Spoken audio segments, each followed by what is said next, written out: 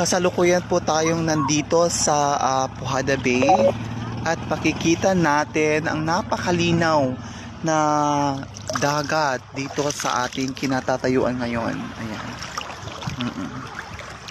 Talagang ang sarap maligo dahil ang Pujada Island ay napapalibutan ng napakalinaw na karagatan at very very fresh water. At saka ito ay talagang nandoon sa ilalim. Tapos ayan. Wow! So refreshing kapag talaga ikaw ay naligo. Ha? Sanay? Ha? O sanay? Ha? Yan so very refreshing.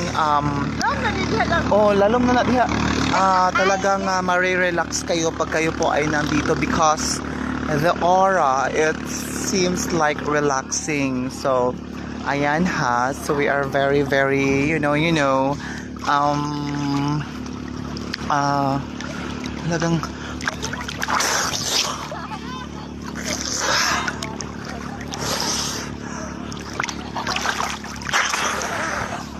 super. Saan? Sa mana, oy? Sa likod. Say hi, Ken.